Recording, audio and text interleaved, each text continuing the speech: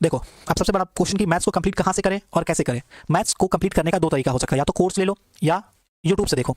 मैं कहूँगा कि आपके पास अगर पैसे हैं तो आप बिल्कुल कोर्स की ओर जाओ, लेकिन कोर्स कैसा होना चाहिए? कोर्स होना चाहिए शॉर्ट कोर्स। ऐसा नहीं कि ऐसे टीचर जो 300 वीडियो डाल रहे हैं अपने कोर्स में, 400 वीडियो डाल रहे हैं अपने कोर्स में, जो काफ़ी इम्प्रैक्टिकल है, जिसे आप कभी नहीं देख पाओगे। यानी हमेशा ऐसे कोर्स को चूज करो जो काफ़ी शॉर्ट हो। यानी बेसिकली मैथ प्रैक्टिस का चीज़ है। आप ऐसा नहीं है कि आप इसे बिंज वॉचिंग कर रहे हो, लंबे समय तक देखे जा रहे हो वेब सीरीज के जैसा, तो आपका कंप्लीट हो जाएगा। नहीं, मैथ्स बेसिकली प्रैक्टिस का चीज़ है। जितनी जल्दी कोर्स कंप्लीट करके प्रैक्टिस पे उतरोगे, उतना बेनिफिट आपको मैथ्स वाले सेक्शन में देखने मिलेगा।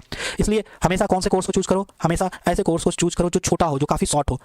ऐसे कोर्स नहीं जो लंबा चले। यानी आपको हर हाल में मैथ्स को 6 मंथ में कंप्लीट करना है, 6 मंथ में कंप्लीट करना है मैथ्स को, तो कोर्स छोटा होना काफ़ी ज़रूरी है। जब आप कोर्स ले, या तो यूट्यूब पर पढ़ो, यूट्यूब पे अलग अलग टीचर्स ने अलग अलग चैप्टर के प्लेलिस्ट बना रखे हैं, वहाँ से भी आप इजीली कवर कर सकते हो। अगर मैथ्स थोड़ा खराब है तब कोर्स की ओर जाओ, लेकिन कैसा कोर्स? छोटा कोर्स। जब आप कोर्स कंप्लीट कर रहे हो तो साथ ही साथ नोट्स बनाते चलना है। नोट्स बनाने से ये फायदा होगा कि एग्जाम के समय आप आसानी से इसे रिवाइज कर पाओगे। अगर आप नोट्स नहीं बनाते हो तो एग्जाम के समय आपको काफ़ी प्रॉब्लम का सामना करना पड़ सकता है।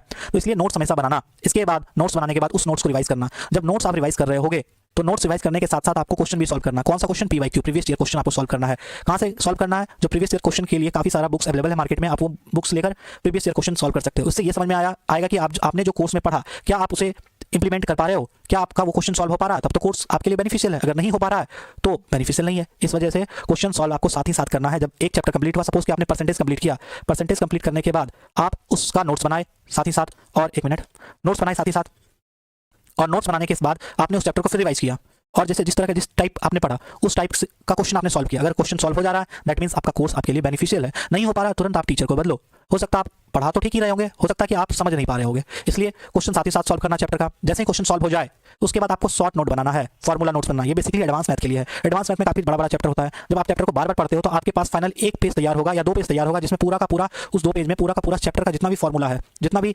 ट्रिक्स है, सारे 2 ही पेज में आ जाएंगे। तो ये क्यों जरूरी है? क्योंकि जब आप मैथ्स पढ़ते हो तो आपका काफी ज्यादा कॉपी में आप नोट्स बनाओगे, यानी 2 से 3 कॉपी में आपका नोट्स बनेगा, जो कि एग्जाम के समय वो याद कर पाना, वो देख पाना, रिवाइज कर पाना पॉसिबल नहीं है। जिस वजह से आपको शॉर्ट नोट्स जो बनाना पड़ेगा ताकि आपका एग्जाम के टाइम में आप उस शॉर्ट नोट्स को देख पाओ। इसके अलावा जो क्वेश्चन आपसे सॉल्व नहीं हुए उनको क्या करना है? जो क्वेश्चन सॉल्व नहीं हुआ उनको अंडरलाइन करना है, उसे टिक करना है, और टिक करने के बाद जब दोबारा रिवाइज करोगे तो उस क्वेश्चन को फिर बनाने का कोशिश करना। बन गया तो दैट्स गुड, नहीं बना तो अपने किसी फ्रेंड सर्कल में या जो स्टूडेंट सिविल एग्जाम की प्रिपरेशन करते होंगे आप उनसे पूछ सकते हो।